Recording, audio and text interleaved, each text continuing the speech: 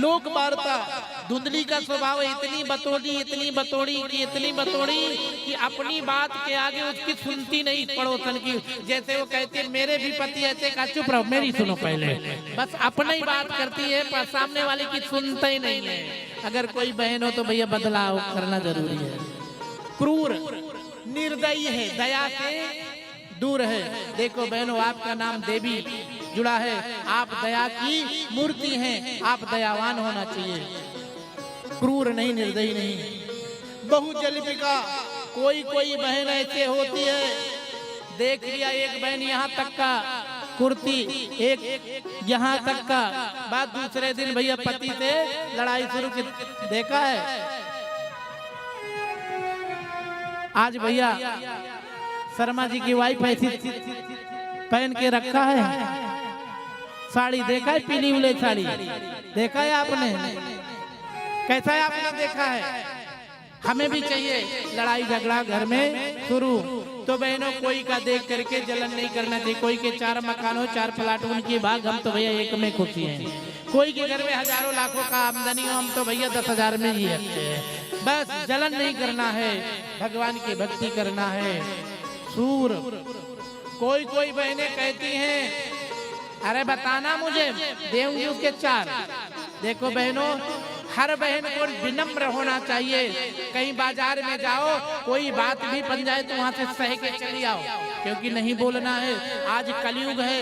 मैं तो यही निवेदन करूंगा, अगर घर से आप बाहर निकलो तो या तो आपके पति देवता हो, या तो आपके भाई हो, या तो आपके बच्चे हो, उनके साथ में जाओ, या तो आप जैसी 2-4 दबंग सहेलियां हो तो जाओ, अकेले राजबाड़ा न जाओ, क्योंकि ये कलयुग है। कहीं भी आपको पापी खड़ा मिल सकता है, लेकिन कई समस्या बने तो थोड़ा सा उनसे दूर रहो, थोड़ा सा उनसे दूर। ग्रह केस, घर का जो कार्य है, कोई बहन होती है सुबह के बर्तन दूसरे दिन मांजती है, कोई बहन तो 2-3 दिन पोछे नहीं लगाती है। एक बहन की बाई 8 दिन छुट्टी में थी तो भाई पोछे की भी छुट्टी थी। हाँ, ऐसा नहीं होना चाहिए भाई। समस्या बने तो भले आजकल डंडा उंडा है, अपने घर की कुछ सफाई तो करना जरूरी है। कृपण किसे कहते हैं? कृपण का दूसरा शब्द होता है कंजूस। देखो मेरी बहनों, मेरी माताएं हैं, कभी आप कुछ भी हो कंजूस नहीं होना। कंजूस किसे कहते हैं? अपने घर कोई आए तो सबसे पहले पीछे लग जाओ, अरे दीदी कुछ चाय लेके जाओ, अरे थोड़े से अंगूर रख के थोड़ा खा जाओ, अरे ये पूना से बहुत अच्छे बिस्किट लाए, आप खाओ तो सही, भले पार्ले ही फाड़ के दे देना, पर कहना पूना से लाए, खाओ तो सही।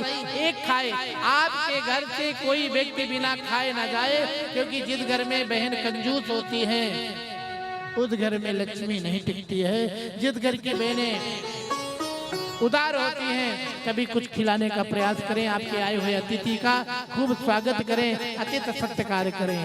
कलह प्रिया, जो लड़ाई झगड़ा करती है वो धुंधली का स्वभाव होती है, इसलिए कोशिश रहे किसी से नहीं लड़ना है। 2 शब्द कोई कह देगा हम सुन लेंगे तो अपने ही तो है।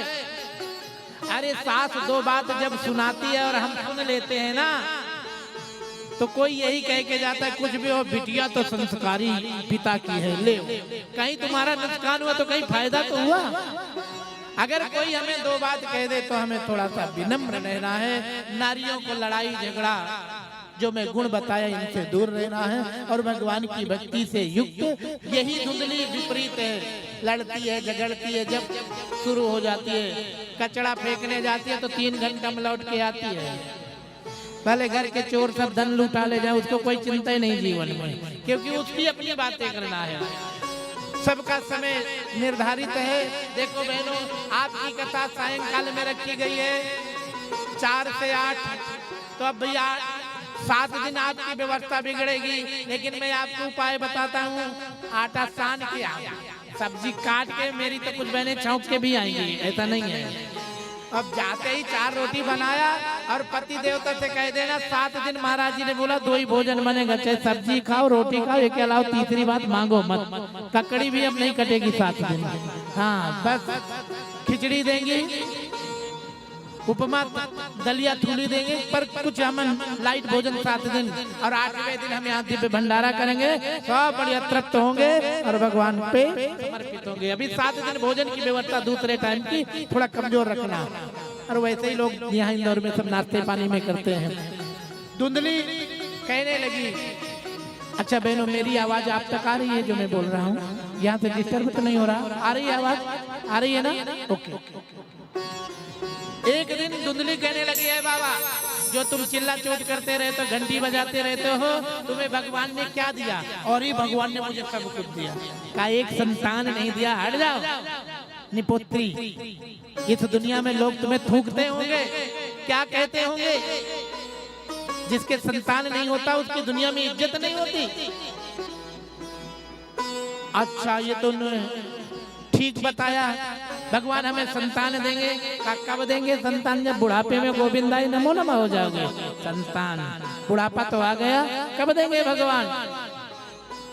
कहा कि भगवान अगर मुझे आज संतान नहीं दिया तो मेरी भक्ति में कुछ कमी है। दान पुण्य को बढ़ाया और भक्ति को 4 गुना किया तो भी धन देने के बाद संतान नहीं हुई। धुंधली कहने लगी, ओ बाबा क्या पाए, क्या पाए? धन भी नाश कर दिया, संतान नहीं हुई।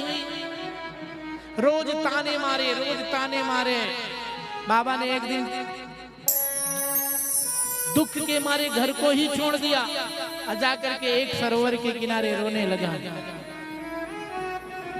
आज भगवान की कथा रो रहे, संत जा रहे, महात्मा जा रहे हैं। जंगल में एक ब्राह्मण रो रहा है, जोर से बड़े भाव से प्रेम से प्रश्न किया है, कथम रोदति विप्रा त्वम काते चिंता बलीयसी भजतुम यदसारम सस्य दुखस्य कारणम। अरे भैया क्यों रोते हो? यहाँ रोने का क्या अभिप्राय है? कहा भैया मेरे संतान नहीं है इसलिए रो रहा हूँ। मैं भगवान का बड़ा भक्त हुआ, खूब भक्ति किया, दान किया, फिर भी मेरे संतान नहीं हुआ। महात्मा कहने लगे धन्यवाद। महात्मा कहने लगे धन्यवाद, 1 नंबर की बात है। ये तो दुनिया में सबसे दुखी वही होते हैं जिनके संतान अगर पेट में आ जाए तो चिंता की है भगवान 1 लाख लगेंगे सीधे अस्पताल में, अब क्या होगा? चिंता। फिर अगर जन्म ले लिया, बेटा और बेटी का दुख सताए। अगर बेटा हो गया तो ठीक है, बेटी हुई तो और टेंशन बढ़ा लोगों का, हम जैसों का नहीं। बेटा और बेटी का वर्णन आपके मुंह में है, वेद में सिर्फ संतान का वर्णन है, ना कि बेटा और ना कि बेटी, सिर्फ संतान का वर्णन है। बेटा ही है और बेटी ही बेटा है। भगवान की बड़ी कृपा हुई। आत्मदेव के सामने जब संतों ने कहा, अरे सबसे सुखी तुम ही हो, जाओ घर को लौट जाओ, कहाँ रो रहे हो?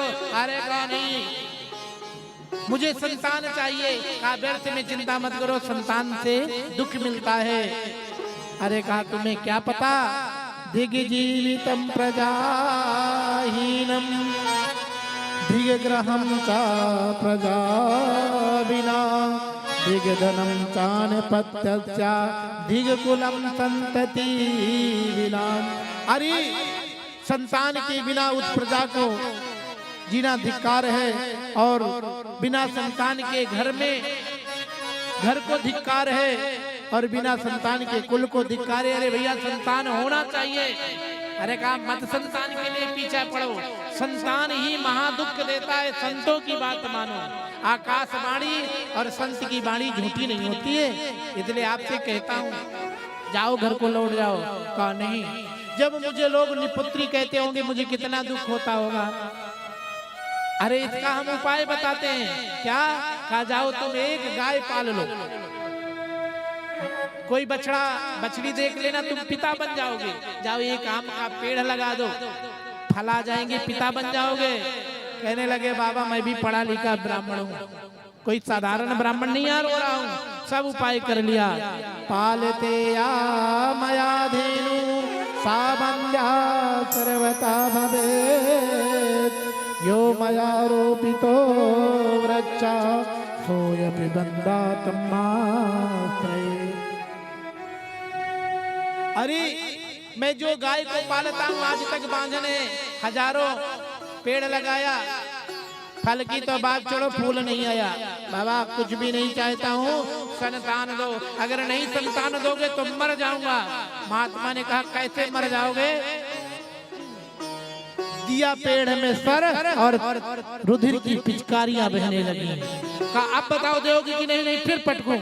ब्राह्मण कहने लगे अब बाप रे मर गया, ये ब्राह्मण हमारे सामने मर गया, ब्रह्म हत्या का दोष लग जाएगा। रुको रुको, देंगे देंगे देंगे देंगे। एक फल को दिया, ले ये फल को ले जाओ, जा करके ब्राह्मणी को देना।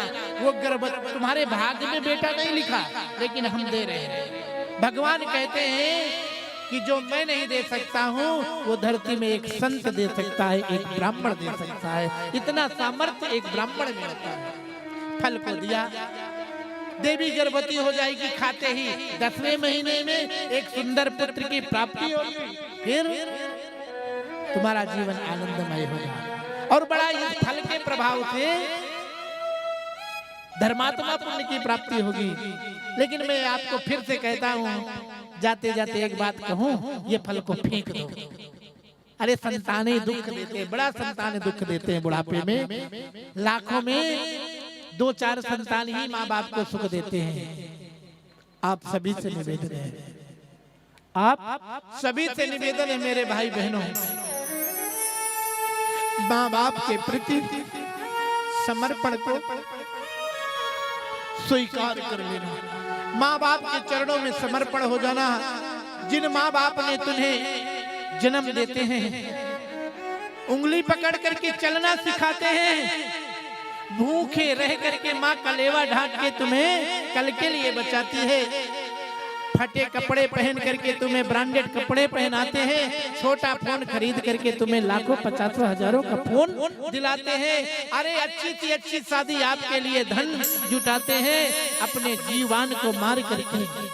आपसे निवेदन, अगर मेरे भाई बहन हो, मेरा परिवार है आप, गोल्डन पाम सोसाइटी रहवासी संघ से मेरा निवेदन है, आज संकल्प कर लें, जो माता पिता का सम्मान करता है वही इस दुनिया में सबसे महान बनता है। अगर महान बनना है, भगवान का सच्चा भक्त बनना है, तो पहले आपको अपने माता पिता का भक्त बनना पड़ेगा। क्योंकि अगर माँ बाप के प्रति आपकी आस्था नहीं है, भक्ति नहीं है, तो उस परमात्मा में भी आपकी भक्ति नहीं देखी जा सकती है, वो आसक्ति नहीं आ सकती। अगर माँ बाप के श्री चरणों में आपकी भक्ति नहीं है, आपको पता है माँ की ममता तो दुनिया में बहुत सुनने को मिल जाती है, लेकिन एक सज्जनों, एक पिता की भी गति को सुनो।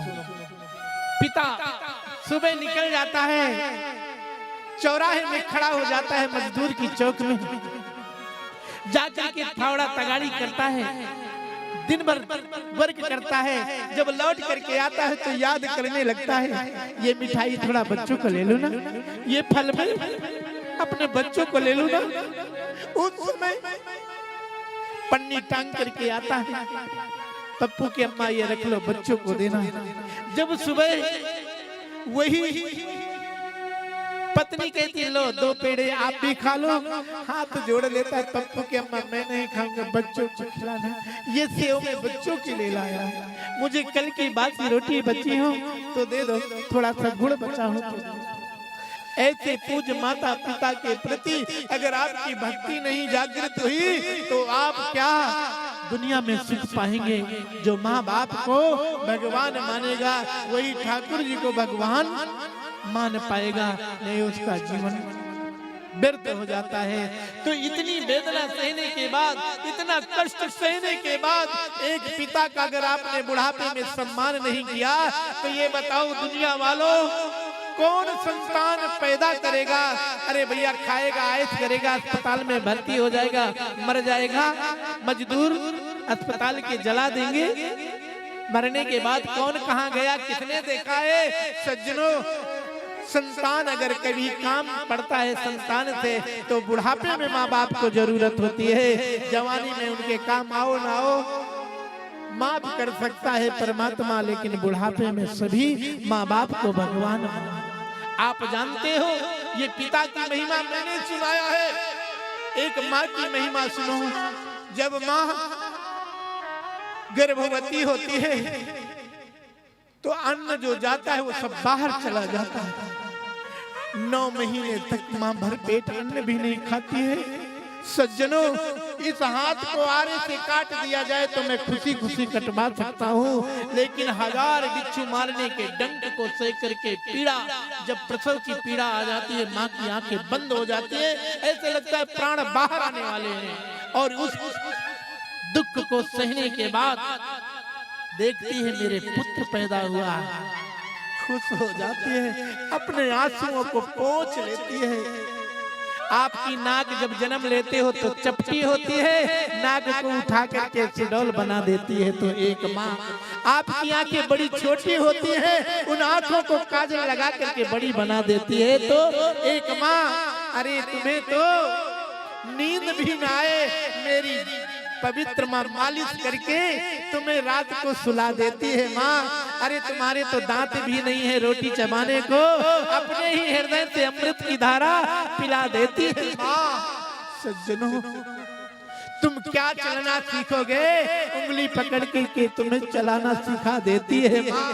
अरे तुम क्या पढ़ लिखते, क्या पढ़ पाते, हाथ में बस्ता और उंगली पकड़ के विद्यालय ले जाती है माँ, और शाम को होमवर्क कराती है माँ, अपने ही हाथों से तुम्हें खिलाती है माँ।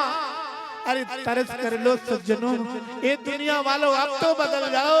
इतने उपकार क्या माँ बाप के तुम भूल पाओगे?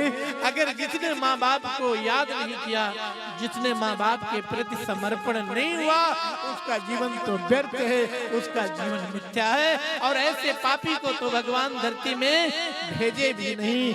आप सब लोगों से निवेदन है, माँ बाप का सदैव सम्मान करें। आज बुढ़ापा आ गया है, लाखों 4-10 बच्चे पैदा होते हैं तो माँ बाप पाल लेते हैं, बुढ़ापे में माँ बाप को कोई पाल नहीं पाता है। ये कैसी विडंबना है।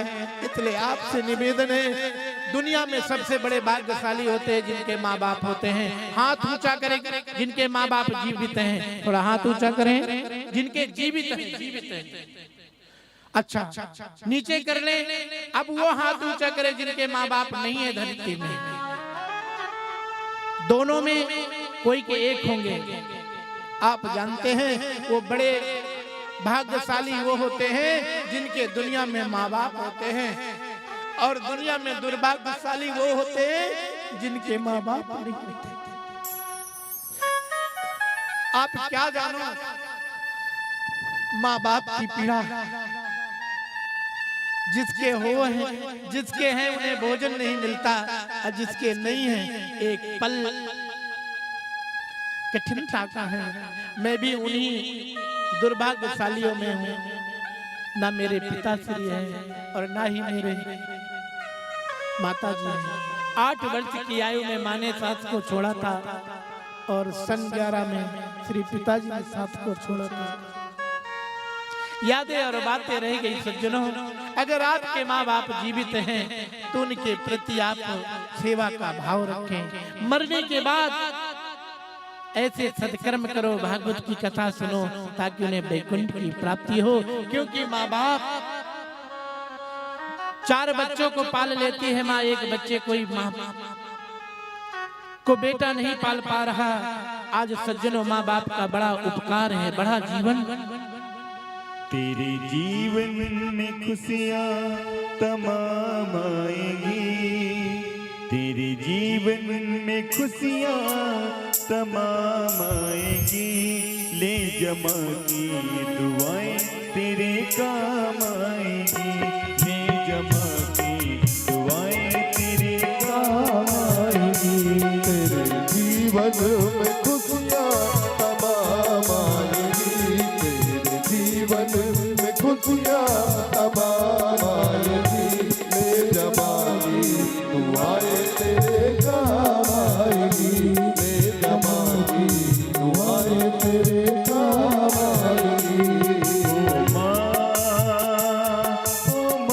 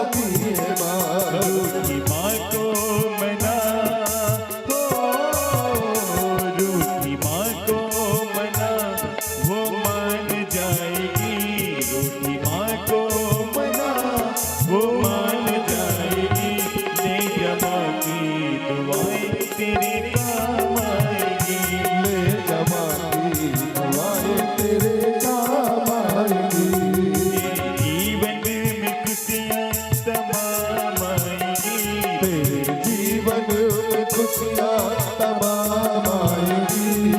जमा की दुआएं तेरे काम आएगी। ले जमा की दुआएं तेरे काम आएगी।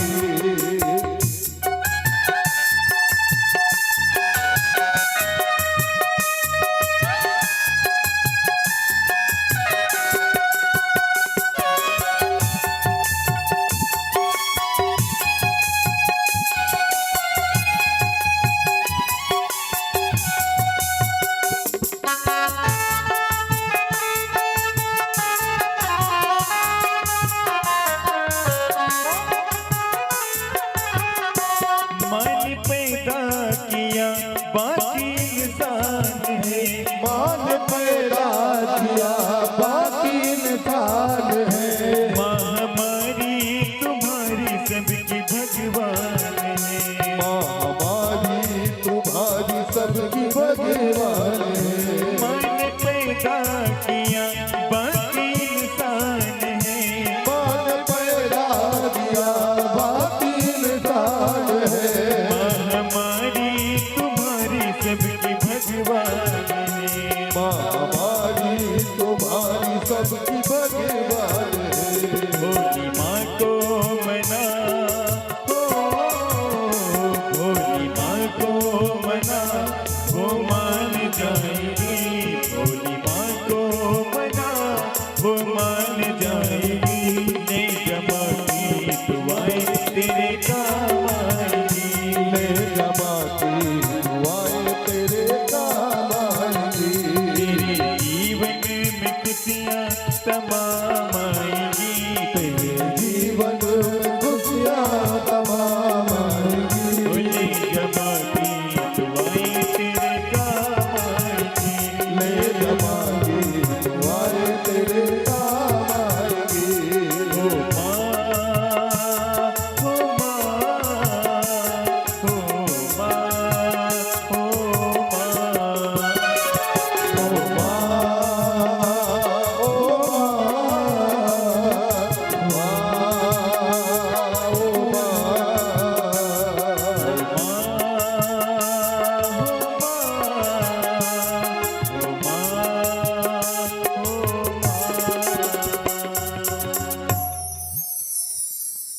माँ बाप के प्रति समर्पित रहे, तभी आपका जीवन आनंदमय है।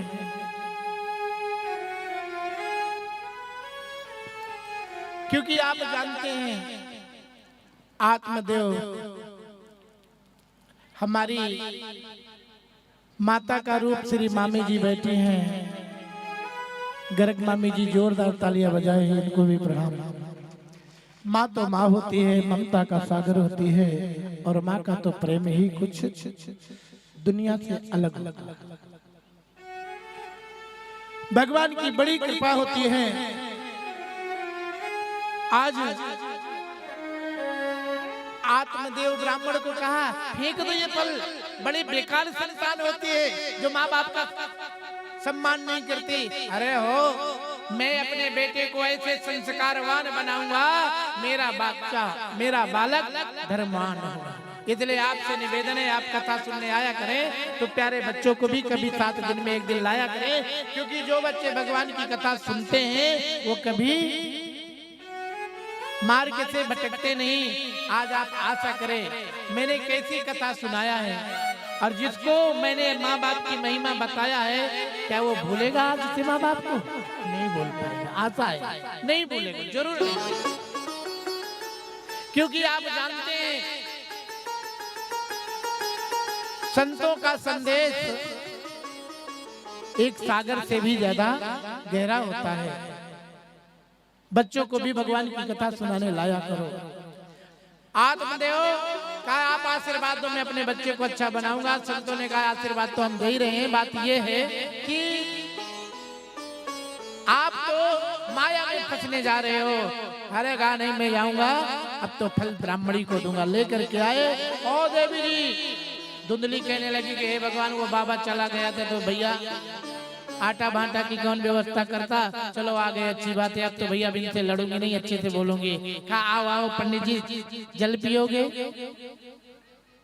अरे कहा कि बस आज के बाद मैं पिता बनूं और आप माँ बनो, ऐसा सुंदर प्रसाद लेकर के आया हूँ, संयोग लेकर के आया हूँ। अच्छा क्या लाए हो? कहा एक संत ने ये फल दिया है, इसको आप खाओगी गर्भवती हो जाओगी। अच्छा 10वें महीना में एक पुत्र की प्राप्ति होगी। उनने बताया कि बेटा ही होगा। कहा बार बार कहा बेटा ही होगा, मैंने दान पुण्य खूब किया है ना, इसलिए बेटा होगा। भगवान की बड़ी कृपा होती है। कहा महाराज एक बात कहूं, अब ये संत का दिया महाप्रसाद है तो आले में रख दो। अब मैं स्नान करके भगवान गोविंद केशव के संकीर्तन करके गीत गा करके इस महाप्रसाद को मैं खाऊंगी। ब्राह्मण ने कहा हे भगवान कितना अच्छा समय, जो भगवान को नहीं मानती थी आज भगवान की ऐसी कृपा, भक्ति जाग गई। का लो देवी ये प्रसाद आप अपने हिसाब से खाते रहना, मैं जाऊं थोड़ी सी मोटी काकी को सुना के आऊं समाचार। पड़ोस में गए, बड़ी काकी को सुनाया। काकी एक बात है, अब तुम दादी बनने वाली हो। कहा बहू ने ऐसा समाचार तो नहीं सुनाया। अरे कहा बस 10वें महीना में आप दादी बनेंगी। पड़ोस में गए, कहा भाभी एक बात है, आप बड़ी मम्मी बनने वाली हो। क्यों? कहा बस समझो 10वें महीना में आप मम्मी बनेंगी, पर हमारे यहाँ जब जब बैंड बाजे बजेंगे भाभी सबसे हाथ आप ही का हम पकड़ के नाचेंगे। देवर भाभी का प्रेम तो कई सूर्य के प्रकाश को मैला कर देता है। देवर भाभी का ये जो प्रेम है, सूर्य की किरणें वापस आ जाती है उसके प्रेम के सागर के। देवर भाभी का प्रेम, राधा माधव का प्रेम, एक पुत्र और पिता का प्रेम, स्नेह है। ये जब धरती में उमड़ते हैं, एक सखी मंडल का प्रेम, एक भक्त का प्रेम जब धरती में उमड़ते हैं तो सूर्य भगवान भी वहाँ टिक जाते हैं, उनकी किरणें धरती पे नहीं आती, वो भी दर्शन करते हैं। प्रेमियों का प्रेम करें अपने माँ बाप से, परिवार से, रिश्तेदारों से, क्योंकि प्रेम नहीं रहेगा रिश्ता नहीं जीवित रहेगा। और प्रेम और रिश्ता, इनको दोनों को जागृत और जीवित रखना है। बहन को कहा बहन चिट्ठी लिख दिया, श्री गणेशाय नमः, सभी ने निवेदन है बहन जी सादर चरण पर, बुआ बनने वाली हो, बधावा लेके आना। तैयार रहना 10वें महीना में। खुशी बांट रहे हैं इस समय भैया, आत्मदेव घर घर जाकर के अपने घर की खुशी बांट रहे हैं। लेकिन धुंधली ने जैसे वो फल को लिया और हाथ में लिया तो कांपने लगी, थरथर कांपने लगी। और जैसे थरथर कांपने लगी तो जोर से रोना शुरू कर दिया। और जैसे रोई तो पड़ोसन झट दे आ गई। पहले हुआ करते थे हमारे भारत में पड़ोसी, दम थी उन पड़ोसियों में, और आजकल कौन हो गए हैं पड़ोसी। अंतर थोड़ी सी शब्द का है। अब पड़ोसी, आपने एक कटोरी सब्जी बनाया तो पड़ोसी दूसरी ने दिया, अगर आपने नहीं दिया कटोरी तो दूसरी बहन देगी ही नहीं, कहीं वो तो अकेले ही खा लेती, हम क्यों दे, हमारे कोई भाड़ा है, कहीं अलग से आता है। तो अब तो पड़ोसी रह गए। पहले पड़ोसी हुआ करते थे, समर्पित हुआ करते थे। पड़ोसन जैसे रोई, पड़ोसन दौड़ी, कहा काय बहन क्यों रो रही है? हाँ बहन, एक महात्मा ने फल दिया तुम्हारे पंडित जी को, कहते हैं ये फल मैं खाऊंगी तो गर्भवती हो जाऊंगी। पड़ोसन कहने लगे जय कृष्ण कन्हैया लाल की। वाह बहन खा ले तू। कहा तू भी कहती खा ले, कोई न खाऊं, क्यों नहीं खाएगी? अरे तेरा बांझपन दूर हो जाएगा बहन, खा ले। दुनिया में हम भी थोड़ा सा नाच लेंगे, कूद लेंगे, बधावा के मंगल गीत गा लेंगे, खा ले। चल बहन तू कहती तो खा लेती हूँ, पर बहन एक बात है, मुझे चिंता है। क्या चिंता है? अगर ये मैं फल खाऊंगी तो कहते पेट बहुत बड़ा हो जाता है। तो कहा हर माँ का नियम है, आप भी तो एक माँ की बेटी हो, खा ले खा ले। अरे बहन अगर वो पेट बड़ा हो जाएगा तो कहते हैं कि भोजन कम हो जाता है। तो कहा कि बहन 10 महीना की बात है, कम खा लेना पर खा लेना। पर तू कहती बहन तो खा ही लेती हूँ, पर बहन मैं ये कहती हूँ कि जैसे मैं भरपेट भोजन नहीं करूंगी तो कमजोर नहीं हो जाऊंगी। अरे कहा जैसे बेटा हो जाएगा तो सासे नंदे मोटे मोटे मेवे के लड्डू बनाती है, क्या हरेरा घी का तैरता हुआ देती है, सब स्वस्थ हो जाते। खा ले। चल बहन तू कहती तो खा ही लेती हूँ, पर बहन एक बात कहूँ, हाँ, अगर ये मैं फल को खाऊंगी तो कहते हैं कि मैं दौड़ नहीं पाऊंगी, तो कहा बहन जी तुझे कौन सी पुलिस की भर्ती देखने जाना है, खा ले। कहा नहीं बहन, बात यह है कि अगर नगर में आग लग गई और फिर भागना पड़ा तो कहा चल फायर ब्रिगेड की मशीनें सब बुझवा देंगे, तो खा ले बहन। कहा चल तू कहती तो खा ही लेती हूँ बहन, पर बात यह है बहन कि जब मैं ये फल को खाऊंगी तो बहन मेरे अगर बेटा हो गया तो हो गया मेरा जीवन नरक। हाँ, चुप चुप चुप, क्यों नरक होगा तेरा जीवन? अरे भैया तुझे पता नहीं है, बेटा हो गया, कोई आ गई बहू कौनो छेल छबीली तो मेरे सारे धन को भी हड़प लेगी, मेरा बुढ़ापा और खत्म कर देगी। इसलिए देख बहन, मेरा मन तो कहता ना खाऊं, पर का नहीं खाना पड़ेगा। पर बहन तू क्यों चिंता करती है, तेरी बहू अच्छी आएगी, उसे संस्कार मैं दूंगी, आप देंगे, सब अच्छी बना लेंगे। तू सास बहुओं का बड़ा डर है, इसमें जिन बहनों के बहुएं नहीं है ना, वो यही सोचती है हमारी बहू कैसे आएगी, हमारी बहू कैसे आएगी। बहन जी जैसे आप नाक मुंह सिकोड़ेगी वैसे ही आएगी। अगर ज्यादा खींच दिया इधर तो ज्यादा खिसक गई बहू, अगर सामने रखा तो सामने रहेगी बहू। इसलिए आप बहू को जितना अच्छा से रखेंगे आपकी बहू उतनी ही अच्छी रहेगी, ये मेरा वादा है। पराये घर की लड़की बुरी नहीं हो सकती है, सास बुरी हो सकती है, क्योंकि सास का अर्थ आप जानते नहीं है। इसमें जो सासें बैठी है क्या हमें गरिया रही होंगी कि ये महाराज कथा सुना रहे हैं कि घर बिगाड़ रहे हैं, क्योंकि आप जानते हैं सास का अर्थ जो सांस न लेने दे उसका ही नाम होता है सास। एक काम के बाद एक बताते ही रहते हैं, बस बर्तन बन गए तो कहती है थोड़ी सी झाड़ू कर ले, वो हो गए अम्मा जी, अरे तो कांच वांच पर्दा वर्दा साफ सफाई कर ले। हे भगवान, सांस न लेने दे वो सास। और ननंद का अर्थ, ननंद का अर्थ बताऊं मैं, काय बताऊं, मेरी बहनों की क्यों निंदा कराऊं। हाँ, ननंद का अर्थ होता है ना आनंद, घर में आनंद को ना रहने दे। थोड़ी सी बात में मातारी को चुगली लगाई है, देखे तुझे तू ही बिगाड़ के रखी है, फिर तो अम्मा जी पावर में। तो बहनों हंसो या रो, बात तो एक ही है, सब मैंने तुम्ही को सुनाया है। तुम ही सास हो, तुम ही ननद हो, कोई की ननद हो, कोई की भौजाई हो, इसलिए सब अपने घर में आनंद लाए। एक जगह कथा हो रही थी तो महाराज जी ने कहा कि भाई हाथ ऊंचा करो, कौन कौन स्वर्ग जाना चाहता है। तो सब ने हाथ ऊंचा कर दिया। तो उसमें एक बहू थी, वो हाथ नीचा किया था। तो महाराज जी कहने लगे कि ये बहू रानी, सबने हाथ ऊंचा किया, तुमने क्यों ऊंचा नहीं किया? तो वही सास भी कथा सुन रही थी, ननंद भी सुन रही थी, पड़ोसन भी सुन रही थी। कहा जब ये सब स्वर्ग जा ही रहे हैं तो मुझे धरती में ही स्वर्ग हो जाएगा, मैं कहाँ जाऊंगा, यही आनंद है। जब ये जा ही रही हैं तो मुझे क्या हाथ ऊंचा करना है महाराज। तो ये आपसे निवेदन है, ऐसी भावना न रखिए, सास बहू पूरक हैं। जब दोनों पहिया गाड़ी में लगेंगे तो गाड़ी चलेगी। जब हम सास अच्छी बनेगी तब बहू भी अच्छी बनेगी, ये मेरा वादा है। अपने घर को परिवर्तन लाना है तो पहले अपने में ही परिवर्तन लाना है। हम सुधरेंगे, जग सुधरेगा, एक सुधरेगा तो अनेक सुधरेंगे। डरना मत, बहुएं अच्छी आएंगी, भगवान की कथा सुना करो। अरे बहन ये फल को खा लिया, मेरी बहू कहीं आ गई। अरे कहा बहन बहू की क्यों चिंता करती है, सब अच्छी ही आएगी, खा ले। कहा बहन अगर मैं खा लिया ये फल को तो मेरा प्रसव की सेवा कौन करेगा? भाई मेरे बच्चा हो जाएगा, 10 दिन मेरा काम बंद हो जाएगा, मुझे रोटी पानी कौन देगा? कहा अपनी ननंद को बुला लेना। कहा हाय दैया, मेरी ननंद एक नंबर की चोर है। अगर मैं प्रसूति घर में गई कि मेरे सारे धन का बंटा ढार कर दिया, ठिकाने लगा दिया।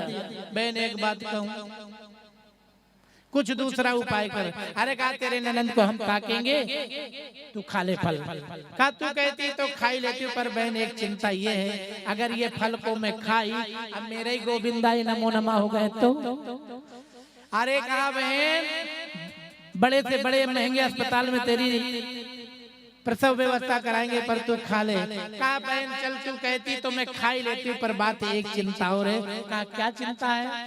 कहा कि मेरे अगर बेटा होएगा तो मेरे माँ बाप दुखी हो जाएंगे, परेशान हो जाएंगे। कहा क्या? कहा वहां से भैया कड़े लावे, छड़े लावे, करदनी लावे, लाकेट लावे, चेन लावे। अब मेरी नकचड़ी सास को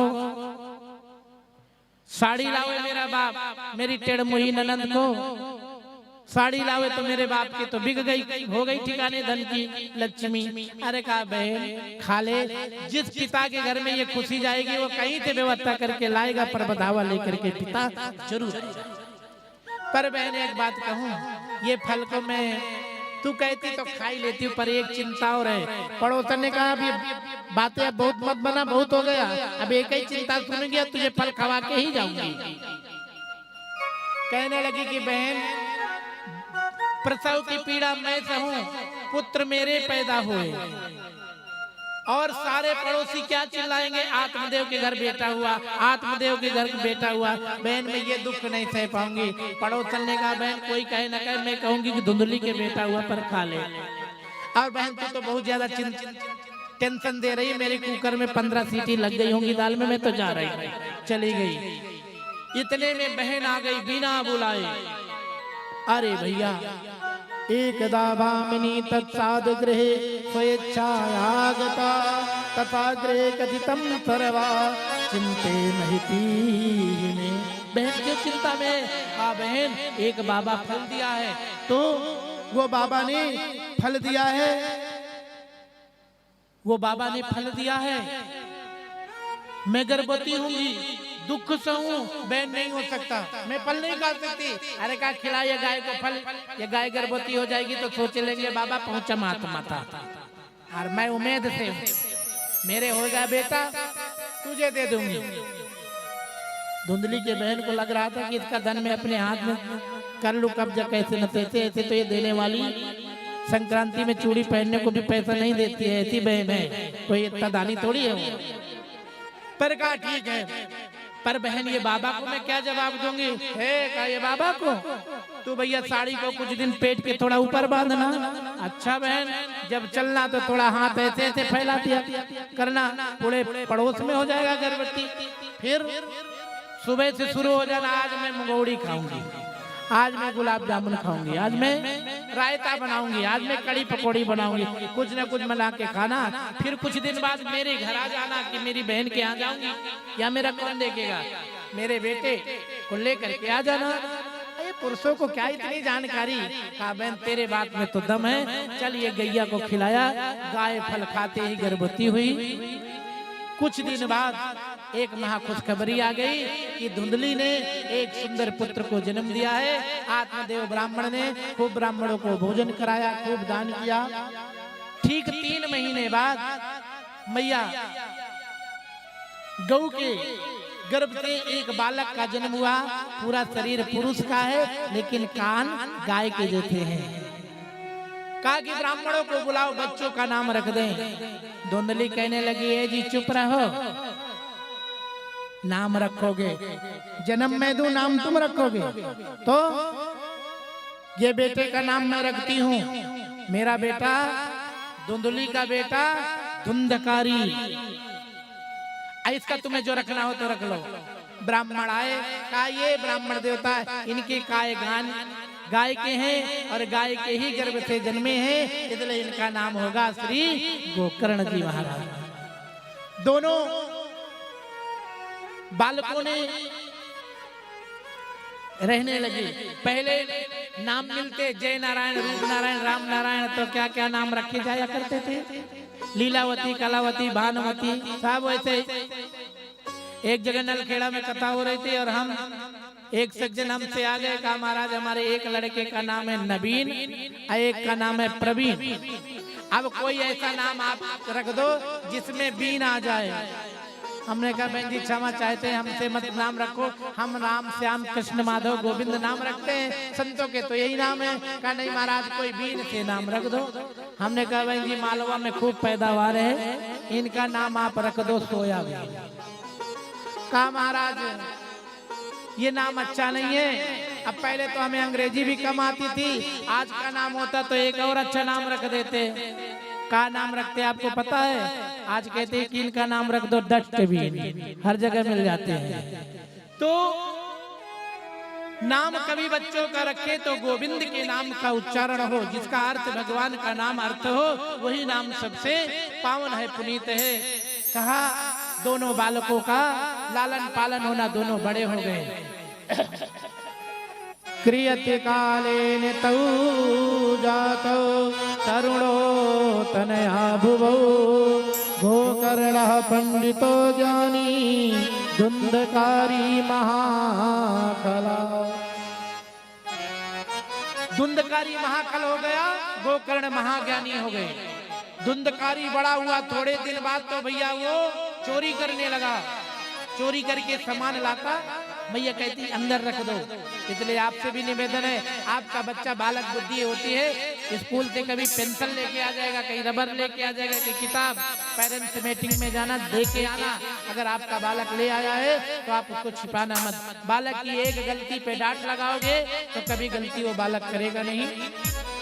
अब तो भैया वो चौराहा लूटने लगा। नगर के लोग आए, कहने लगे कि आप एक ब्राह्मण हो, ज्ञानी हो, और आपका बेटा ऐसा हो गया, इसको समझाओ, अच्छा नहीं लगता। एक दिन आत्मदेव समझाने लगे कि बेटा हम ब्राह्मण हैं और हमारा ये अच्छा नहीं हो गया, तुम चोरी छोड़ दो। धुंधकारी ने पिताजी को पकड़ा और पटक पटक करके मारना शुरू कर दिया। रुधिर की धारा भर दिया शरीर से, चारों ओर बहने लगी, आगे के दांत टूट गए। गोकर्ण जी ने धुंधकारी के हाथ पांव जोड़ा, भैया छोड़ दे, मर जाएंगे, पिताजी हैं, अपने पिता हैं, छोड़ दो, लालन पालन किया है। जैसे तैसे छुड़ाया।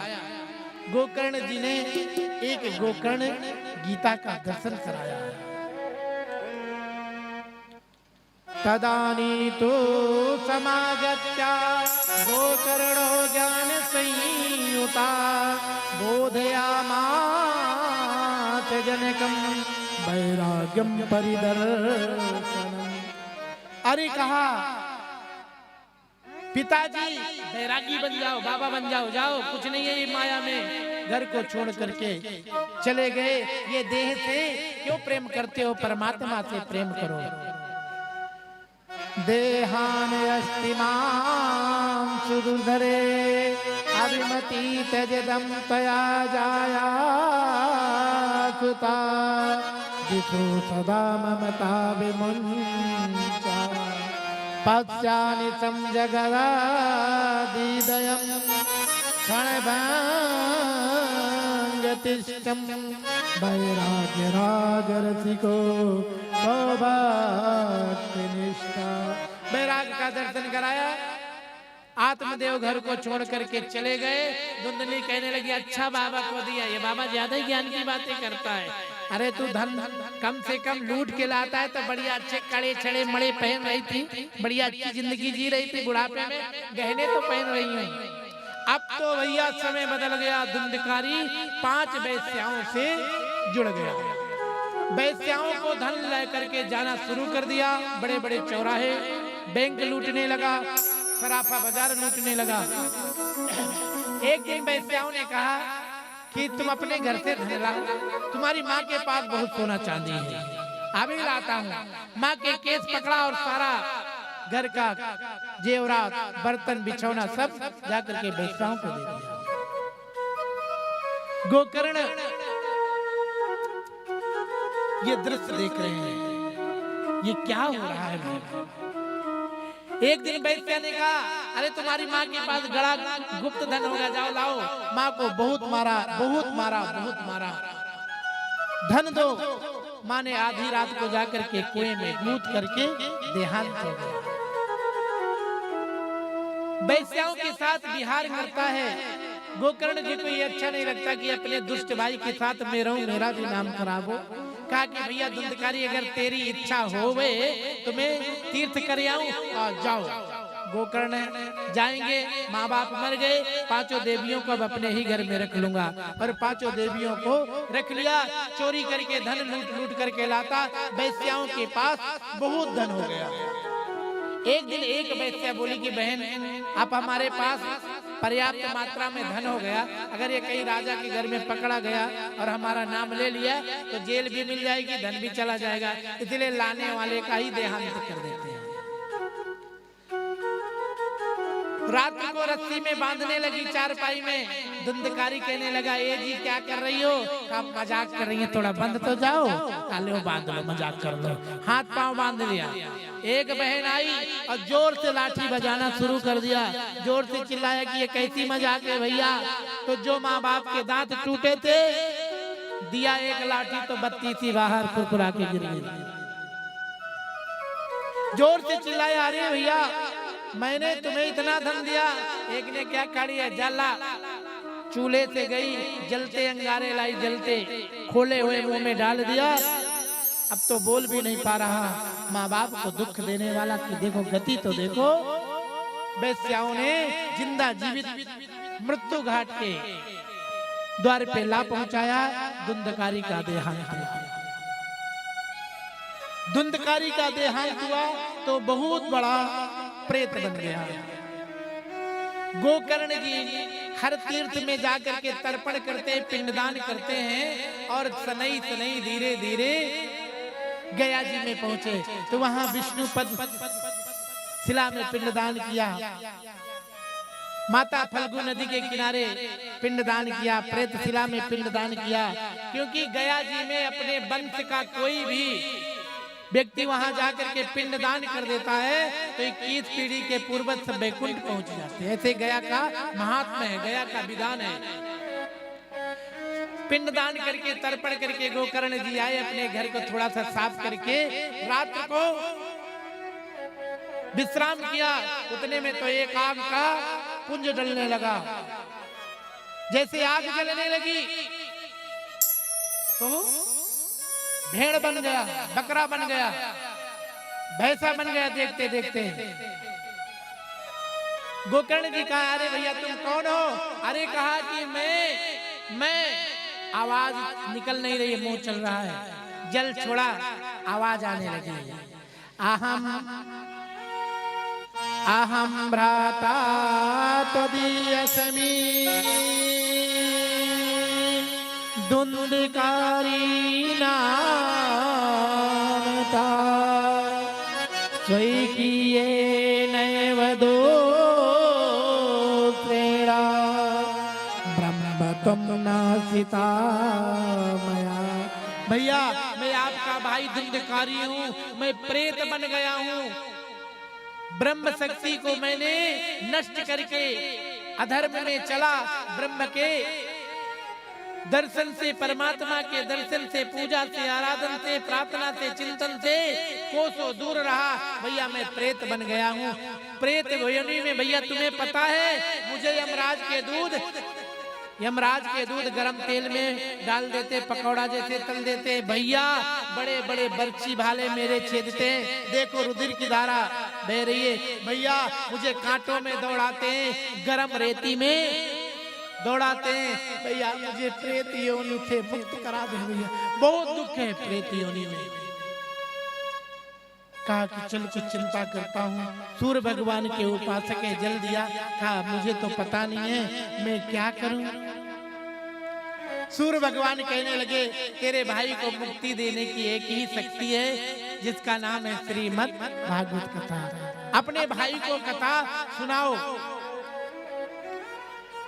तच्च चत्वादुरितासुरा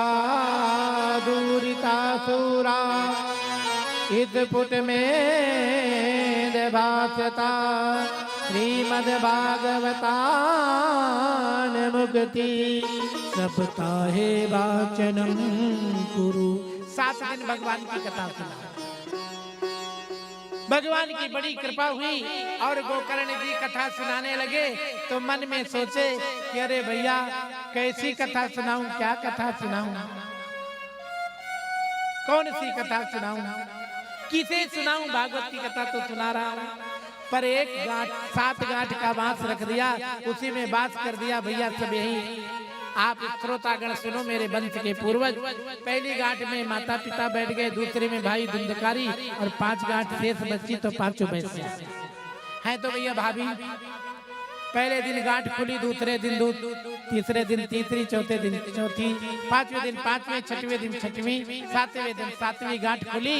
और जैसे वो गांठ खुलती गई और विमान स्वर्ग से उतरा और धुंधकारी प्रेत योनि से मुक्त हुआ है और सिंहासन में बैठाया। देवताओं की देवांगनाएं पुष्प की बरसात कर रही हैं और धुंधकारी भगवान की महाकृपा हो रही है और वो वैकुंठ को जा रहा है। सप्त पापों से मुक्त होकर के फिर परमात्मा के धाम को जा रहा है। भक्त कहने लगे, अरे भैया गोकर्णे जी, हम भी तो सुना है। कहा, तुमने ध्यान से नहीं सुना है। परमात्मा की जितनी कथा को सुनो, आप ये समझो उसे आप ध्यान से सुने, लगन से सुने, प्रेम से सुने, तभी आपका जीवन धन्य हो सकता है। प्रेत को मुक्ति देने वाली जो गया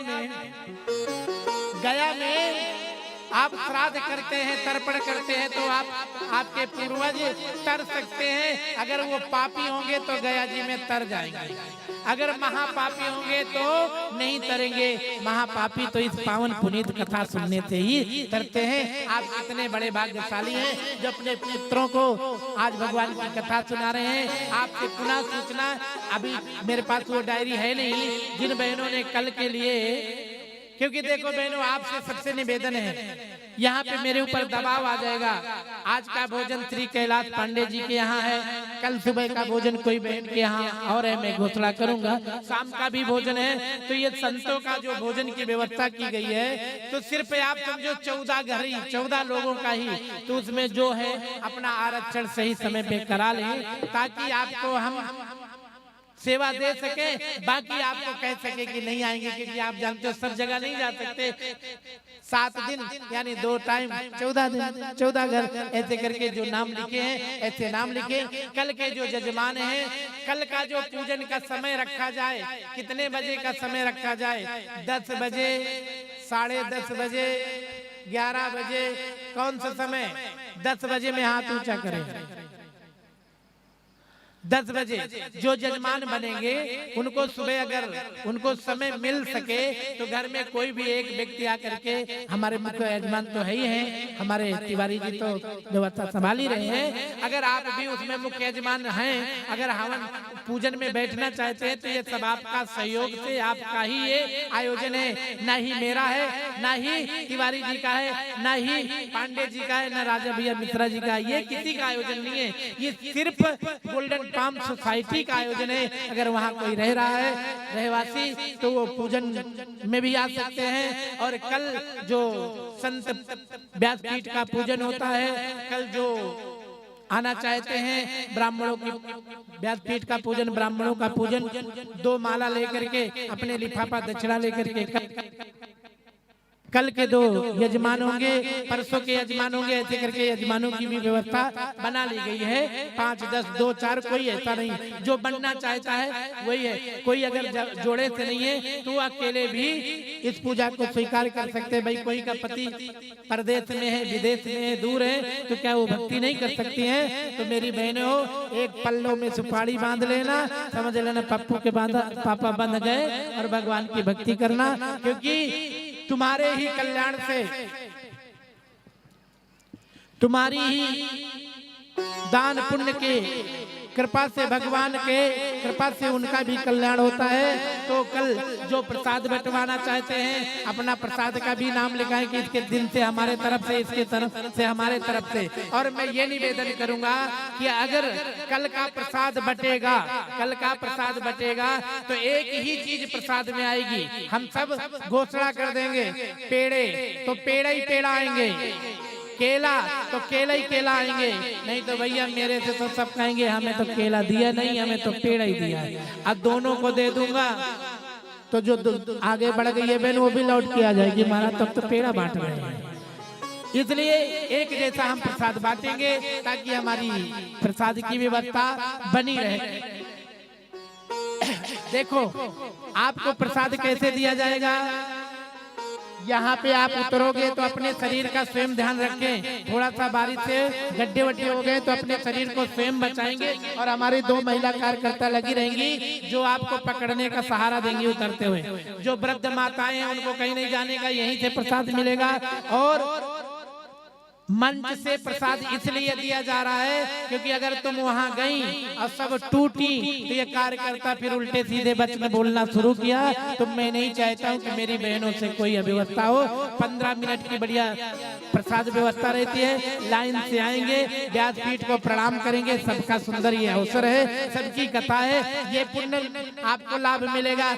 मुझे तो तकलीफ होगा भाई, मैं प्रसाद कह दूंगा जाओ वहां बांट दो, तुम बांट देंगे। अब मैं ऐसे ऐसे करूंगा तो मेरा ये हाथ तो सुबह जाएगा ही नहीं, चिंता मत करो ये जाएगा, ठीक है ना। लेकिन सुविधा और सुरक्षा और व्यवस्था, सबका सम्मान, यही सामूहिक कथा का नियम होता है। ऐसा नहीं कि एक का सम्मान और एक का अपमान। पैसा देने वाले का सम्मान है, अन्ना देने वाले का और ज्यादा सम्मान है, ताकि वो सामर्थ्य उसकी भगवान बढ़ाए और वो भी दान कर सके। कोई से किसी भी प्रकार का दान की अपेक्षा है तो स्वेच्छा से, किसी भी प्रकार से मांग नहीं है। मेरे साथ चुनाव करेंगे, कौन कौन चाहते हैं कि हमारे इसमें भव्य भंडारा हो? थोड़ा हाथ ऊंचा करो। ये 8वें दिन का यज्ञ है। हम नहीं चाहते कि किसी भी प्रकार की यहाँ कमी हो। तो भैया, ये भैया जो कर रहे हैं इनसे मेरे से कोई लेना देना नहीं है। मेरी बहनों, आपको 1 किलो तेल दान करना है। 1 किलो से 2 किलो भी कर सकते हैं, लेकिन मैं आपको नियम देता हूं आप 1 किलो दान करें। इसमें मेरी इतनी बहनें बैठी हैं कि तो फिर क्या है। और पाउच में या बाटल में 1 किलो सोयाबीन का तेल आप दान करेंगे। वो व्यवस्था यहाँ इकट्ठा होगी, एक रूम में, एक कमरे में बढ़िया तेल की पूड़ी बनेगी। फिर मैं आपको जब मेरे पास तेल की व्यवस्था हो जाएगी तो 1 किलो शक्कर का दान बोलूंगा और आधा किलो बेसन का दान बोलूंगा। जिससे बनेगा 2-5 किलो आटा देगा। कोई नहीं देगा, 3 चीज की अनिवार्य है, क्योंकि तेल दान करने से शनि राहु केतु शांत हो जाते हैं। तो मैं चाहता हूँ, मैं तो अनुराग को बोल दूं कि 4 डिब्बा तेल देना, तो इतना सामर्थ्य, ताली बजाओ जोरदार। ये सब मुझे कह के रखे हैं कि जो हो पांडे जी, मिश्रा जी, जो ये मेरे व्यवस्थापक जो मुझे अभी मिले हैं, अभी मैं सबसे चिर परिचित हो जाऊंगा। विनीत तिवारी जी, सबने बोला महाराज आप तो बताना क्या चाहिए, लेकिन मैं नहीं चाहता हूं कि ये 4 डिब्बा लाए। मैं तो कहता हूँ 1 ही डिब्बा नहीं, 1 किलो, ताकि हम सबका दान उसमें हम मिला सके। क्योंकि आप जानते हैं कि धर्मात्मा का दान उसमें मिल जाए और मुझ जैसा भी खा करके गोरा चिट्टा लाल टमाटर हो जाए, स्वस्थ हो जाए, हष्ट पुष्ट हो जाए। मैं नहीं चाहता हूँ कि सारा पाप मैं अकेले ही खाऊं, मैं तो पुण्य भी तो खाऊं। इसलिए 1 किलो तेल का अभी दान का परिचय है। तेल के दान करने से राहु केतु शनि शांत हो जाते हैं। शक्कर के दान करने से लक्ष्मी की प्राप्ति होती है। आजकल तो शुगर ऐसे आ गया, हर के शरीर में मिलता है, शक्कर नहीं दान करते, इसीलिए भैया शुगर को दान कर दो। 1 किलो शक्कर और आधा किलो बेसन, अभी ये 3 दान की घोषणा की गई है। जब ये मेरे पास उपलब्ध हो जाएंगे और जिसको भगवान ने दिया है वो लाएगा। मेरी कथा को सुनकर के ये नहीं कि हम नहीं ले गए तो हम कथा न सुनने। आप सबका आयोजन है, जिसकी हृदय से मन करे वो आएगा। और जो कोई कमी होगी हमारी गोल्डन पाम सोसाइटी लाएगी। ये तो मैं अपनी रूपरेखा बोल रहा हूँ कि मेरी बहन का आधा किलो 1 किलो वहाँ सामग्री भंडारे में पहुँचे। ये किनको किनको मेरी बात अच्छी लगी थोड़ा हाथ ऊंचा करें, क्योंकि मेरे जाने के बाद भी मेरी निंदा तो नहीं करेंगे। वो महाराज तो भैया तेल मांग रहे थे। बहन जी, 1 खुराक खाऊंगा, 4-5 पूड़ी खाऊंगा, मैं तो कोई के घर से खा के सकता हूँ। मैं अपनी व्यवस्था नहीं सोच रहा हूँ, ये जो जनता रोड से जा रही इनकी व्यवस्था सोच रहा हूँ। आपकी तो भगवान ने वैसे ही बना के दिया है। इसलिए मेरे से अगर कोई गलती भी हो जाए तो अपना ही भाई, अपना ही बेटा समझ करके क्षमा कर दिया करो। अगर क्षमा कर दिया तो जोरदार तालियां। और कल से ही मातृशक्ति के द्वारा ये महादान की घोषणा आप अपने पड़ोस में सबको। और बहनों, मेरी बहनों की इच्छा है कि पंडाल में एक ही जैसे हम साड़ी परिधान पहने, तो कल का रंग है पिंक कलर, गुलाबी। मैं बताऊंगा सब कलर आएंगे, ऐसा नहीं है। अच्छा, पिंक कलर में कौन कौन मेरे साथ तैयार है? आज नहीं भी हो बहन जी तो कुर्ती कोई कलर की चलेगी। पप्पू के पापा को कहा चलो बाजार चलते हैं, साड़ी बेचने वाले भी हमें खूब दुआ देंगे, क्योंकि महाराज जी ने पिंक साड़ी बिचवा दिया है। तो पिंक कलर की साड़ी का कल हम प्रधान बनाएंगे। सारे यजमान, कल जो यजमान है संतों का पूजन करने के लिए, व्यासपीठ का पूजन करने के लिए आप सभी यहाँ 15 मिनट का समय है। कोई ऐसा नहीं कि आपके पास पैसा हो तो ही आए, ऐसा नहीं। तुलसी पत्र भी आप अर्पण कर सकते हैं बहन जी, 10 का नोट भी महान है, 1 रुपया भी महान है। आपसे हृदय से कहता हूँ, धन की कोई अपेक्षा नहीं है, भगवान आपका कल्याण करे, आप समृद्धिवान रहे। तो अगले साल फिर कथा हो, उसकी व्यवस्था कर रहे हैं। और भेद मतभेद गोल्डन पाम सोसाइटी से चले जाएं। हम सब एक प्रेम के सूत्र के बंधन में बन करके हम इस यज्ञशाला में ऐसा संकल्प लें, हम साथ साथ हैं। जो आगे बढ़ेगा कथा में हम सब उसके साथ चलेंगे। आइए आज की जो कथा है ठाकुर जी के चरणों में अर्पण हुई है। आप सब उठ करके हमारे सामने सच्चिदानंद भगवान की मूर्ति है, इनका पूजन करेंगे। जो आपसे बन सकेगा दान पुण्य करेंगे, लेकिन नाचेंगे, गाएंगे, धूम मचाएंगे। आज भगवान की कथा है, ये कथा श्याम की है कल्याणकारी। इसके बाद हम नाचने वाला भजन गाएंगे, भगवान की मंगल आरती गाएंगे। कल हमारी 3:30 बजे, 3:45 बजे कथा की आरती होगी, इसलिए आप समय का ध्यान देते हुए 4:05 तक नहीं, 4 बजे तक ही आए, औरों को लाए। आइए भगवान, जाइए भाई। मुख्य यजमान अनुराग जी, हमारे ठाकुर भैया जी आज के मुख्य यजमान हैं। ये पहले भगवान का पूजन करेंगे, जो अपने हाथों से श्रद्धा सुमन ठाकुर जी के चरणों में अर्पण करेंगे। नाचेंगे, गाएंगे, हम धूम मचाएंगे। ये भगवान की कल्याण रूप कथा है। आइए इस कथा का हम रसपान करा, आनंद लिया। और गोल्डन पाम सोसाइटी की जनता जनार्दन का हृदय से ये रूप नारायण, रूप कृष्ण शास्त्री का साधुवाद, आशीर्वाद। आइए आनंद ले, नाचे गाए, धूम मचाएं। ये कहीं नहीं कि आप किसी का आयोजन, नीचे नीचे पूजन कराओ ना, जब आप चलेंगे तो गड्ढा मुड्ढा अपने आप देखेंगे। और कल से व्यवस्था, यहाँ जो त्रुटियां हैं वो कल सुधार ली जाएगी। आइए सब भगवान का पूजन करेंगे, नाचेंगे, गाएंगे, धूम मचाएंगे। कथा श्याम जी की है कल्याणकारी, कथा श्याम जी की है कल्याणकारी। मगर ये करेगी असर धीरे धीरे, मगर ये करेगी असर धीरे धीरे। कथा राम जी की है कल्याणकारी, कथा श्याम जी की है कल्याणकारी। मगर ये करेगी असर धीरे धीरे, मगर ये करेगी असर धीरे धीरे।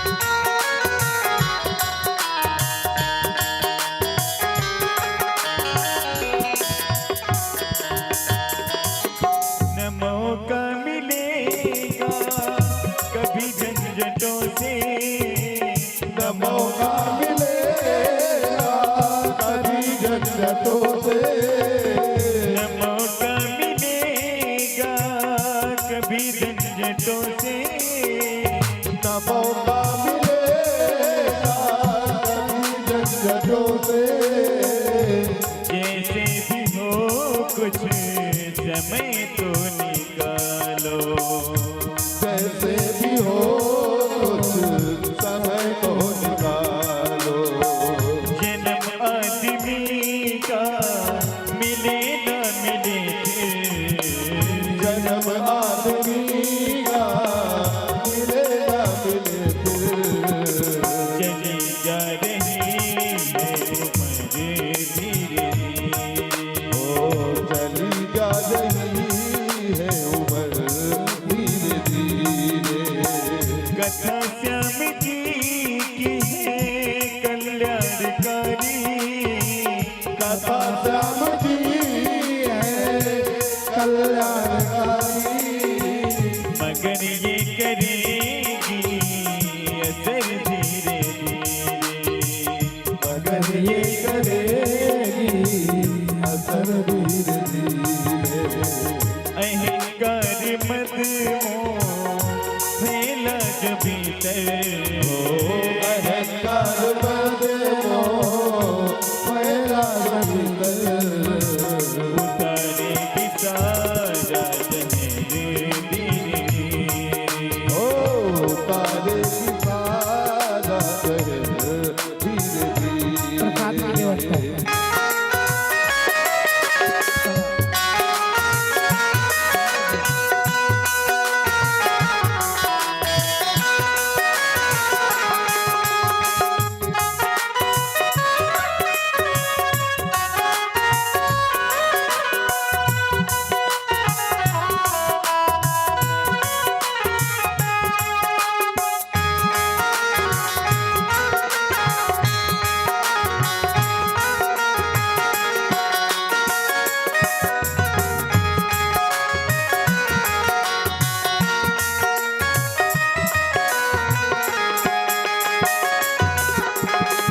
अगर चाहता अपना तू कल्याण प्राणी, अगर चाहता है कल्याणकारी। अगर चाहता अपना तू कल्याण प्राणी, अगर चाहता अपना तू कल्याणकारी। तो करते रहो प्रेम सभी प्राणियों से, तो करते रहोगे सभी प्राणियों से। विनय बंदना ही अमर साधना है, हो विनय बंदना है अमर साधना है। विनय बंदना ही अमर साधना है, विनय बंदना ही अमर साधना है। हिलाते रहो ये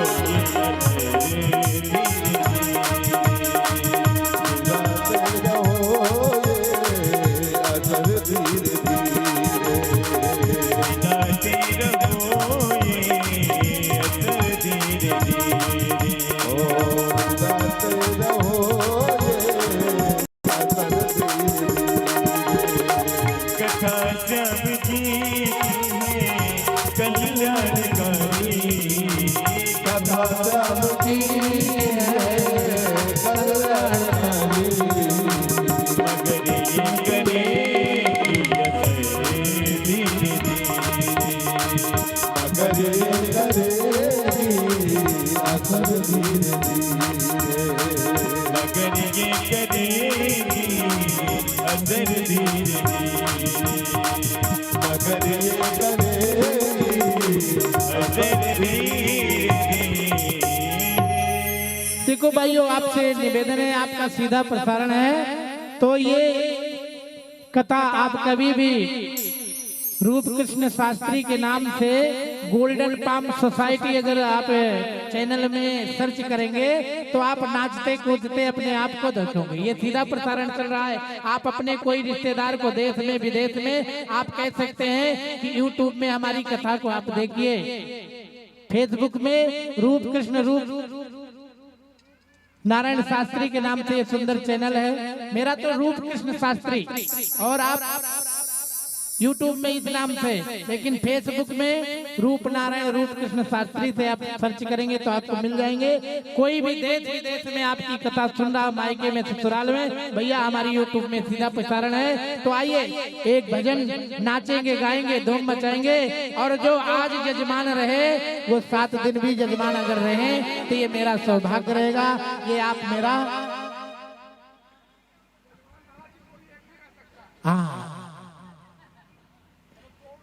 हाँ 2 में 1 भी रह सकते हैं, कोई ऐसा नहीं संकल्प हो गया। और सुपारी बांध करके पल्लों में मैंने बनाया है। आइए नाचेंगे, गाएंगे, धूम मचाएंगे। किनको किनको नाचना आता है? जो ठाकुर के दरवाजे पे नाचते हैं उनको संसार में नाचना नहीं पड़ता, घर घर में नाचना नहीं पड़ता है। आइए भैया नाचे गाए धूम मचाए। जिन्होंने भगवान की पूजा नहीं किया है वो पूजा जरूर करिए, सब आपका है, पुण्य की गंगा है। बोलिए बाके बिहारी लाल की जय हो।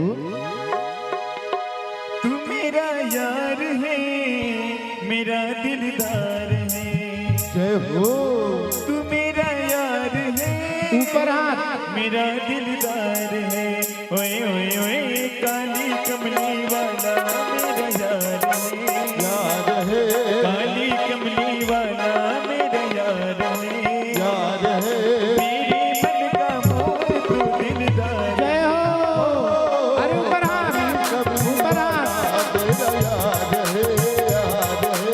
तेरे मन का मोहन तू दिलदार है।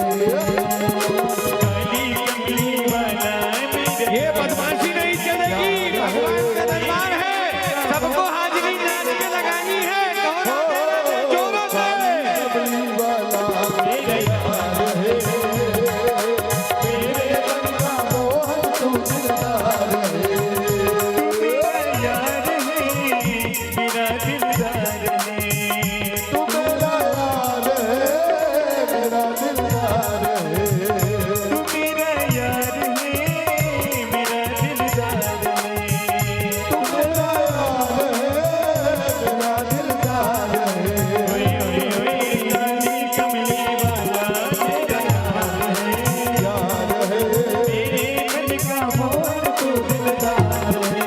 ओ कमली वाला मेरा याद है। तेरे मन का मोहन तू दिलदार है।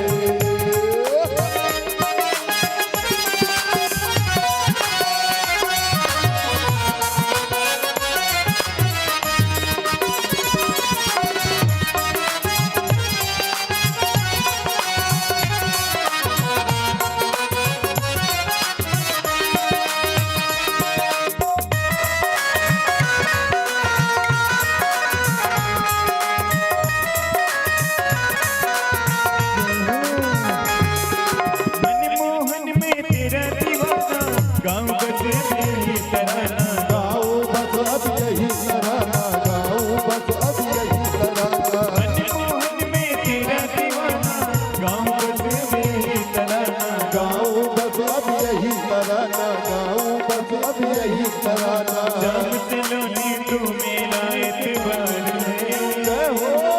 जाम चलोनी तू मेरा एतबार है। मेरे मन का मोर तू दिलदार है। ओ काली कमली वाला मेरा यार है।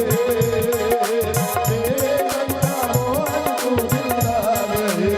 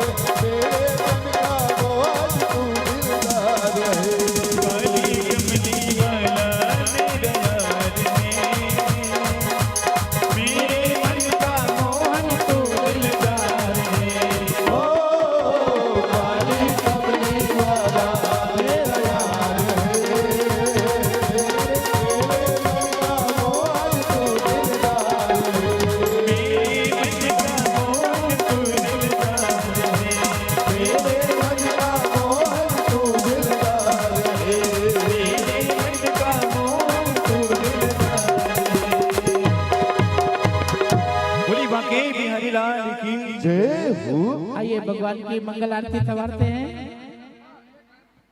एक भजन और ये विनय जी आपको 2 मिनट ले रहे हैं। और कल आप आएंगे औरों को लाएंगे। कल के कपड़े का रंग मैं भूल गया, कौन सा रंग है? अरे वाह, अब तो भैया कल हम सब गुलाबी दिखेंगे पूरे पंडाल में। और अगर किसी के पास पिंक साड़ी ना होए तो मेरी बहन कोई भी कलर पहन के आ जाना, घर में लड़ाई मत करना। कोई भी कलर, ऐसा नहीं कि हम कहता सुनने नहीं जाएंगे, कोई भी कलर है, पिंक कलर है। कल का प्रसाद है, क्या लाया जाए महाराज जी? कल पेड़ा है, कल पेड़ा, केसरिया पेड़ा, लाल पेड़ा, गोरा पेड़ा, सब पेड़ा ही पेड़ा आएंगे। पेड़े के अलावा कोई मिठाई दिखना नहीं चाहिए, कल पेड़ा, ठीक है ना?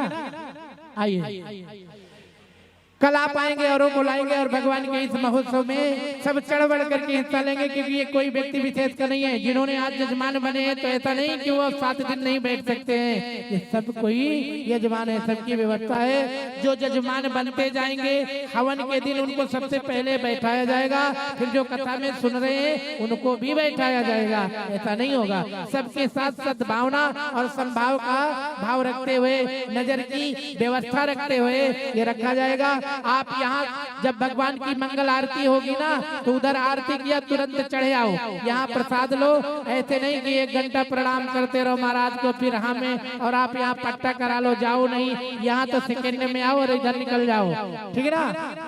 आरती भी चलती रहेगी, प्रसाद भी। मैं क्यों आपको आरती प्रसाद दोनों साथ में दे रहा हूँ? प्रभु की आरती मिली, प्रसाद के पीछे गए, ताकि हमारी व्यवस्था जो हम लेट होते हैं 10 मिनट वो जल्दी हो जाती है। बिना धक्का मुक्की 2 कार्यकर्ता वहाँ खड़े रहेंगे जो चढ़ने में सहयोग देंगे, 2 महिला कार्यकर्ता वहाँ लगी रहेंगी जो उनको उतरने में, और जो वृद्ध माताएं हैं वो सामने से आएंगे, उनको प्रसाद दिया जाएगा। पुरुष और महिला की कोई लाइन नहीं होती है, ये सब प्रेम की लाइन है। मंदिर में जाते हैं तो कहीं देखता है कि क्या ये पुरुषों की लाइन में आओगी? जिनसों में यहाँ हम सब माँ बेटे हैं, हम सब यहाँ भाई बहन हैं। आइए एक गीत और लेते हैं, समिति की व्यवस्था में आनंद ले। आइए एक गीत गाए और बोली बाकी हरिलाल की वो तेरे नाम की ओढ़ चुनरिया वो तेरे नाम की ओढ़ चुनरिया मैं तो नाचू बीच बाजार में। ऐसी हालत हो गई मेरी सांवरिया के प्यार में, ऐसी हालत हो गई मेरी सांवरिया के प्यार में। तेरे नाम की ओढ़ चुनरिया मैं तो नाचूं बीच बाजार में। ऐसी हालत हो गई मेरी सांवरिया के प्यार में।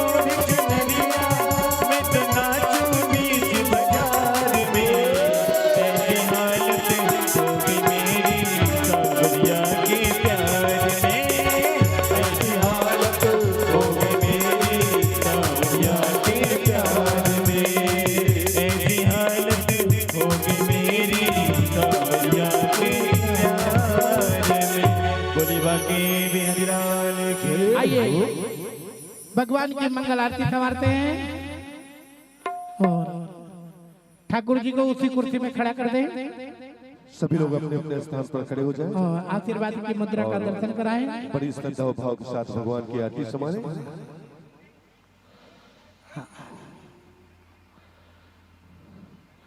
आइए आरती जलाएं।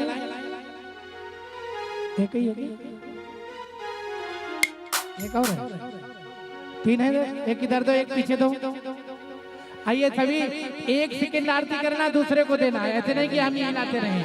आरती तो बजाने से ताली पुण्य मिलता है, आरती के दर्शन करने से पुण्य की प्राप्ति होती है। बोलिए भागवत भगवान। और आरती करने के बाद प्रसाद मेरे पास बटने लगेगा, अब आप को प्रसाद लेने आना है। कर्पूर गौरम करुणावतारम संसार सारम भुजगेंद्रहारम सदा वसंतम हृदयारविंदे भवं भवानी चैतम नमामि। श्री भागवत भगवान की है आरती, पापियों को पाप से है तारती। श्री भागवत भगवान की है आरती, पापियों को पाप से है तारती। ये अमर ग्रंथ ये मुक्ति पंथ ये पंचम वेद निराला, नव ज्योति जगाने वाला। ये अमर ग्रंथ ये मुक्ति पंथ ये पंचम वेद निराला, नव ज्योति जगाने वाला। हरि नाम यही हरि धाम यही, हरि नाम यही हरि नाम यही, हरि नाम यही हरि धाम यही, हरि नाम यही हरि नाम यही। जग के मंगल की आरती, पापियों को पाप से है तारते। भागवत भगवान की है आरती, पापियों को पाप से है तारती।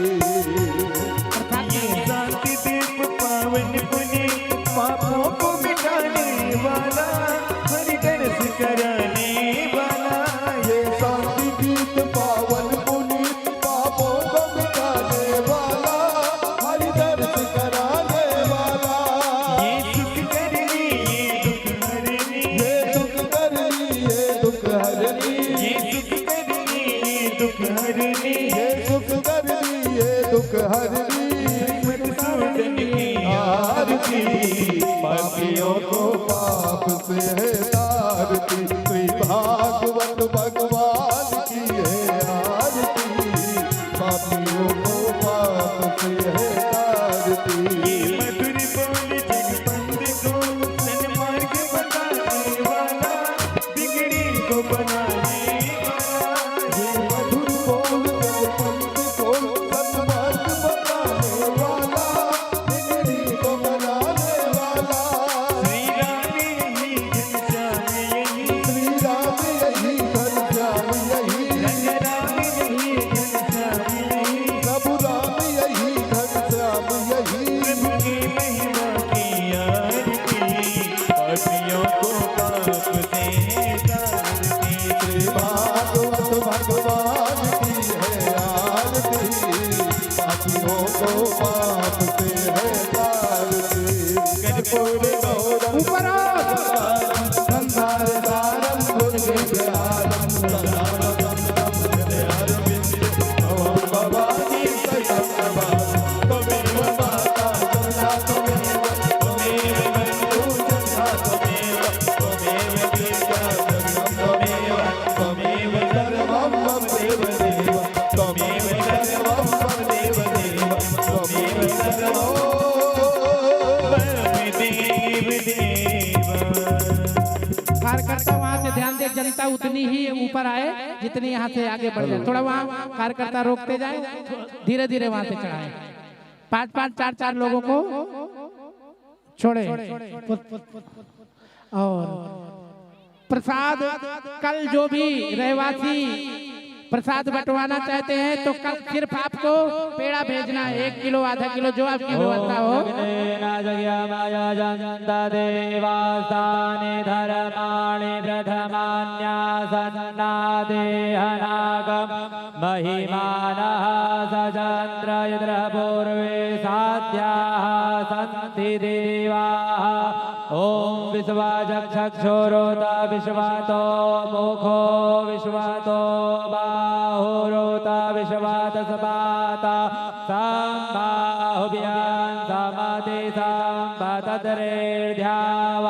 भूमि जनयन् देव एकः ॐ एकदन्ताय विद्महे वक्रतुण्डाय धीमहि तन्नो दन्ती प्रचोदयात् ॐ कात्यायनेश विद्महे कन्याकुमारीश धीमहि तन्नो दुर्गा प्रचोदयात् ॐ नारायणाय विद्महे वासुदेवाय धीमहि तन्नो विष्णु प्रचोदयात् ॐ महालक्ष्मै च विद्महे विष्णुपत्न्यै च धीमहि तन्नो लक्ष्मी प्रचोदयात् ॐ तत्पुरुषाय विद्महे महादेवाय धीमहि तन्नो रुद्रः